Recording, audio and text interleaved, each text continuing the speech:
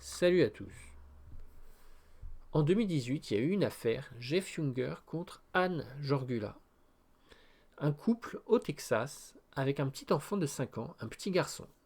Et puis un beau jour, le petit garçon décide qu'il veut devenir une fille, qu'il veut changer de genre.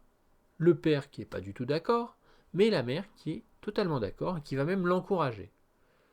Du coup, Anne et Jeff, ils se disputent. Anne, elle divorce. Elle part en Californie et puis elle obtient, en plus dans la foulée, elle obtient la garde exclusive de l'enfant. Voilà. Et du coup, sur les réseaux sociaux, il y en a qui sont pour le père, il y en a qui sont pour la mère. Voilà. Et du coup, ça fait débat. Mais nous, ce qui va nous intéresser, c'est de se poser la question, qu'est-ce que c'est une femme? Qu'est-ce que c'est une femme? Une femme. Et bien, dans le taoïsme, on nous donne un début de réponse. Dans le taoïsme, on nous explique, une femme, c'est le yin. Une femme, c'est la discrétion, le froid, l'obscurité. Une femme, c'est les secrets qu'on garde, c'est les choses qu'on dissimule, voilà, les choses qu'on ne dit à personne. Et donc, contrairement à la masculinité, les masculinités, ça va être le yang, ça va être la lumière, le soleil, la chaleur. Ça va être Trump quand il fait des discours et puis qui dit tout ce qu'il pense, qui raconte toute sa vie. C'est la masculinité, ça va être toutes les informations qu'on dévoile, qu'on divulgue au grand jour comme ça.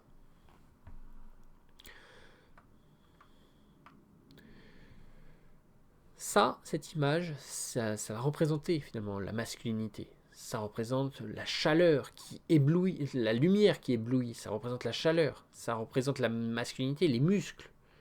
Et ça représente aussi un petit pingouin, ça représente Linux, un système d'exploitation. Parce que Linux, vous le savez peut-être, eh ben, c'est open source. N'importe qui peut lire le code source de Linux. Voilà. Et c'est Richard Stallman qui a créé Linux et qui nous dit justement qu'il a créé 4 règles de liberté pour nous dire justement à quel point c'est important de partager les informations, de dévoiler les choses. Voilà. Et la féminité, eh ben c'est tout l'inverse, c'est-à-dire tout cacher, dissimuler, c'est même mettre finalement un foulard, un voile sur ses cheveux pour dissimuler le plus possible.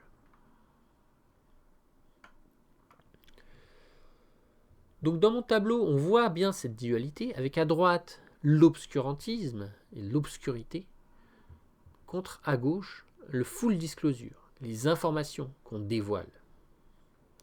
Et on retrouve ça dans les jeux vidéo, avec notamment StarCraft 2, puisque vous envoyez votre observateur pour aller piocher des infos chez l'adversaire. Et puis l'adversaire qui va devoir défendre, qui va devoir cacher ses bâtiments dans un coin, qui va devoir trouver votre observateur et le détruire. Voilà. Donc il y a vraiment un jeu où il y en a qui veut récolter des infos, l'autre qui veut empêcher ça. Tu vois. Donc celui qui récolte les infos, ça va être ça finalement la masculinité. Et la féminité, c'est ceux qui dissimulent les choses. Comme dans Pretty Little Liars, on dissimule, on a des secrets, on les dit à personne. Voilà. Dans Les Trois Mousquetaires, on retrouve ça, avec la reine, puisqu'elle a donné des ferrets, les a donnés à son amant au britannique.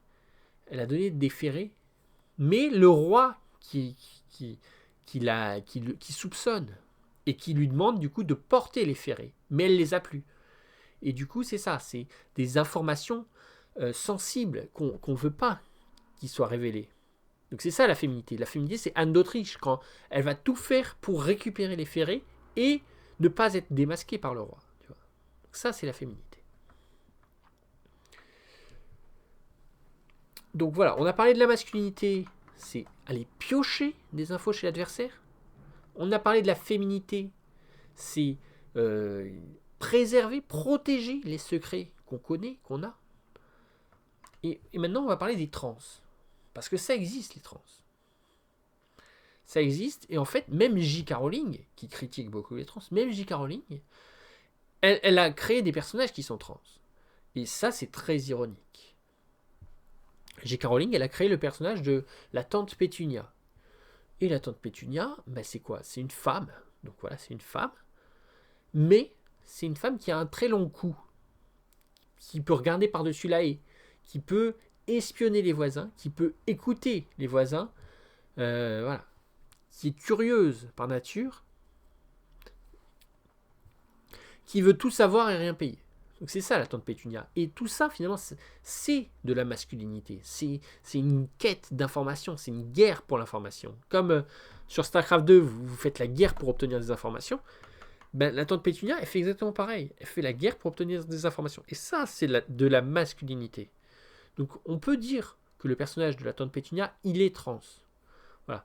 Tante Pétunia, elle est à moitié, elle a beaucoup de masculinité. Donc voilà, c'est important de le comprendre. Ça existe les trans. Voilà, et il y en a même qui sont trans. Et sans aucun traitement hormonal ou quoi que ce soit, ben, il y en a qui sont trans. Après, vous avez Charles de Gaulle, et lui, c'est tout l'inverse. Puisque Charles de Gaulle, eh ben, il a une position publique. Voilà, il nous dit une chose publiquement, officiellement. Il nous dit, il soutient les Français en Algérie, etc. Mais officieusement, il fait tout l'inverse. Officieusement, eh ben, il négocie les accords d'Évian. Officieusement, il est pour l'indépendance, finalement, de l'Algérie. Donc voilà, il y a une contradiction entre la position publique du personnage et la position privée du personnage. Et c'est ça la féminité. La féminité, c'est avoir des secrets. C'est avoir des secrets. Donc à nouveau, on peut dire qu'il est trans dans le sens où bah, il a beaucoup de féminité. Voilà. Il a beaucoup de féminité. Et on en arrive maintenant aux traitements hormonaux. Voilà. Alors, les traitements hormonaux, c'est quoi? Les traitements hormonaux, finalement, c'est une façon artificielle de devenir trans. Voilà. Il y en a qui deviennent trans de façon naturelle, de façon spontanée. Voilà. Ils deviennent trans. Et puis, il y a les traitements hormonaux pour artificiellement devenir trans. Tu vois. Notamment avec l'acétate de cyprotérone. Donc, la cyprotérone, ça va bloquer la testostérone. Et la testostérone, si on en croit Serge Stoléru, et ben la testostérone, ça active l'hémisphère droit. Donc l'acétate de cyprotérone, et ben ça va arrêter l'activation de l'hémisphère droit, et du coup, la personne va aller beaucoup plus vers la droite, tu vois. Elle va aller beaucoup plus vers le féminin. Voilà. Si elle a plus cette testostérone qui est active à droite, là, ben ça va partir vers le féminin. Donc voilà. La cyprotérone, c'est une façon artificielle de devenir trans. Mais ce qu'il faut bien comprendre, finalement, c'est que c'est un travail intellectuel. Voilà. Il ne suffit pas d'avoir les hormones pour être trans. Pour être trans, il faut gérer les informations d'une certaine façon. Il faut manipuler les informations. Pour être trans, voilà, il faut soit faire comme la tante Pétunia, vouloir chercher des infos, voilà, aller piller pour récolter des infos. Voilà, c'est du pillage finalement.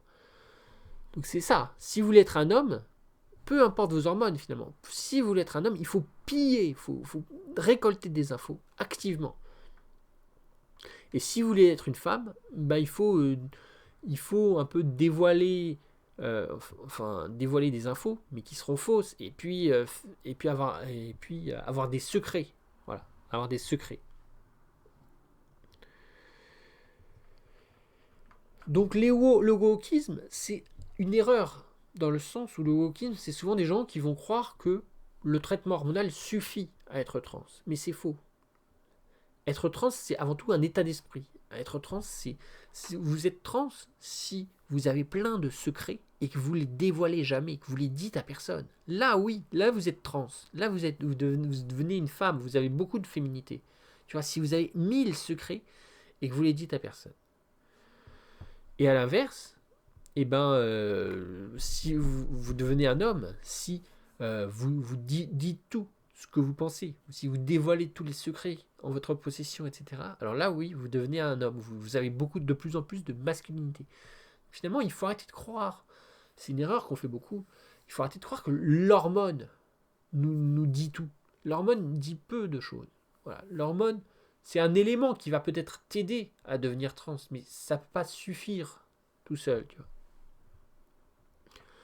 Donc pour répondre à la question du début, qu'est-ce que c'est une femme ? Eh bien une femme, c'est avant tout une personne qui cache, qui protège des secrets, voilà, qui dissimule des choses. C'est ça être une femme, c'est le yin, c'est la part d'ombre. Voilà. J'espère que ça vous a intéressé et je vous dis à la prochaine. Salut.